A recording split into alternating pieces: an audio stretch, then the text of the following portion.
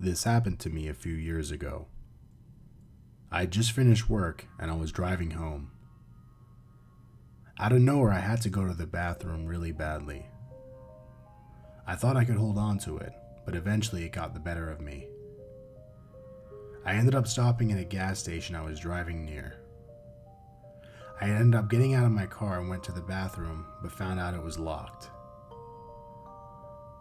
I called over to the cashier and asked him to unlock the door for me. He said sure and walked over to it with me. He went to unlock it with the key, but the key was jammed for some reason. After trying all of the keys on the chain, he realized that he had grabbed the wrong set. He went back over to the counter and got the right key. When he came back over, the door unlocked for me. I went inside, and after about 3 minutes, I heard the cashier yelling for help. It turned out that he had had a heart attack right after he had unlocked the door for me.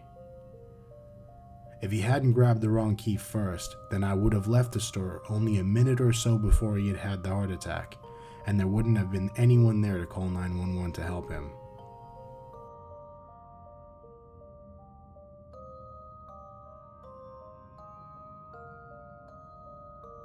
I was on vacation with my wife in Hawaii.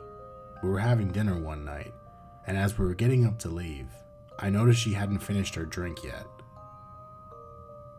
I told her she should finish her drink since we paid some ridiculous price for it. Fast forward 30 seconds and we were leaving the restaurant and walking the 3 blocks back to the hotel. About 50 feet in front of us, as we were walking, a car comes flying out of nowhere, right across the road, crosses through the entire street, hops on the sidewalk in front of us, and smashed into the wall. If my wife hadn't finished her drink, we would have been smoked by the car and most likely squished between the car and the wall. We always finish our drinks now.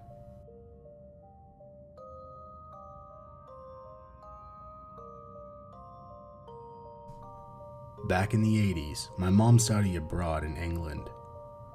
A couple of days before her flight back home to the US, she got homesick. She decided she couldn't wait any longer and bought a ticket home early. The flight she was originally supposed to be on was Pan Am Flight 103, where all 243 passengers and 16 crew died. If not for my mom's homesickness, her and my dad would have not met. My brother and I would have not been in existence.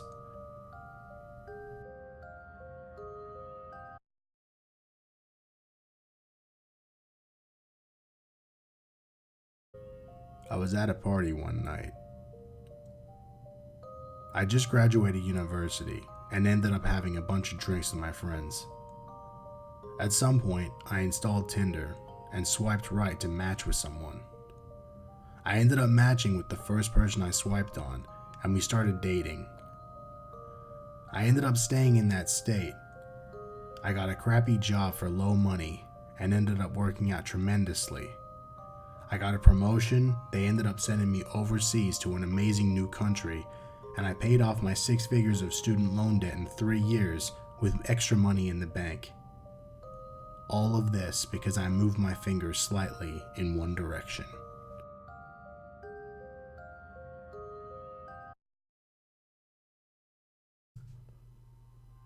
Me and my girlfriend were on a road trip around the West Coast.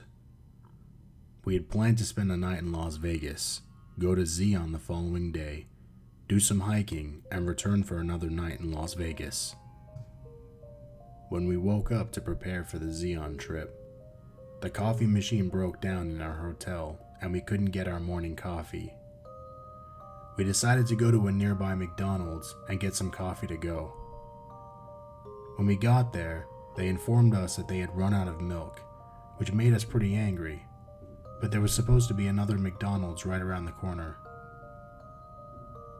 According to our GPS, we arrived there in just 5 minutes and find out it was permanently closed. At this point, getting a milk coffee from McDonald's had become our quest, and we weren't leaving Las Vegas without it. The third McDonald's we tried to find only existed on the map. We weren't sure if it was recently closed or never existed in the first place. We arrived at the fourth and final McDonald's. We agreed that if they didn't have the coffee there, we'd stop wasting our time. To our surprise, they had the coffee and the milk, so we took our order and went back to our car. We found out that we had been served the wrong order, so we ended up laughing the situation off and continuing our day. We returned to Las Vegas late in the evening, just before 10 p.m. We started preparing to go out, as we had planned to check out the Harvest Country Music Festival that was happening on the Strip. We knew it was already late, but we thought we'd go anyway. We turned on the TV just before leaving, and all over the news they were talking about some shooting in Las Vegas. We thought that it happened sometime before, and we ended up leaving anyway. We were stopped at our hotel exit by a policeman, telling us to remain in our room. We wasted at least half an hour in the morning trying to get coffee. If this hadn't have happened, we would have made it to the festival in time. 58 people were shot dead at that festival that night. If not for that McDonald's coffee, it could have been 60.